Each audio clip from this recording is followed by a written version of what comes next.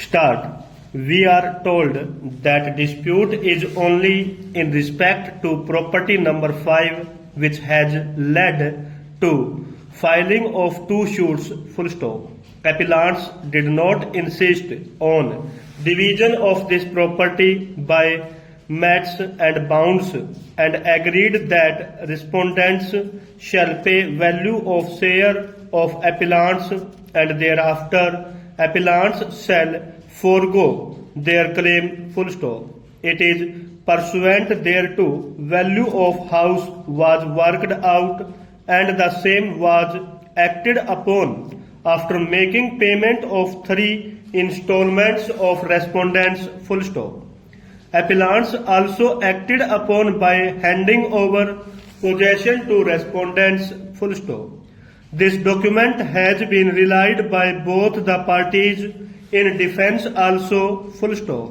It does not recognize any new right of parties, but the parties have their own existing rights and it is only declaration of such rights as also exchange of rights in one or other way, full stop. We are of the view that registration of this document was not necessary in respect to property number 5, full stop. In any case, under section 49, even an unregistered document has admissible for collateral purpose, particularly when both sides relied on the said document in support of their case as well as in defense of their case to rely on as what was consented between parties, full stop. Hence, court below has rightly decreed suit 1 filed by respondents and dismissed suit 2 filed by appellants stanza. Now, coming to issue number 6, we are of the view that trial court, while considering interest, ought not to have moderated upon rate of interest by directing respondents to pay only 10% simple interest on remaining amount of 4th installment, full stop. Instead, rate of interest as provided by mediator ought to have been adhered to, full stop. Mediator has directed for payment of interest in the case of 4th installment at the rate of 15% per annum, full stop, meaning thereby it was compound interest in respect to last installment of rupees 1.08 lakhs, full stop.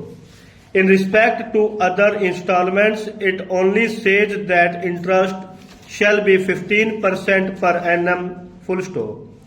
It has not been stated specifically that it shall be payable annually, full stop. Hence, in respect to earlier 3 installments, the rate of interest was only 15% per annum as simple interest and that has actually been paid by the respondents, full stop.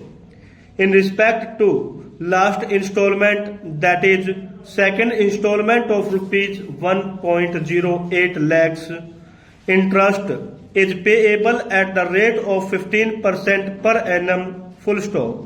Words payable annually, particularly in reference to interest, means that interest is calculable annually and it renders the rate of interest to be calculated on compound basis for the reason that interest, if payable annually, will be computed every year and if not paid, it shall be treated as unpaid amount and entitled to earn interest further, full stop. The mention of words payable annually only with respect to 4th installment, that is second installment of rupees 1.08 lakhs and none mention of these words in respect to earlier installments make it clear that interest therein, herein is different than what it was payable in respect to earlier installments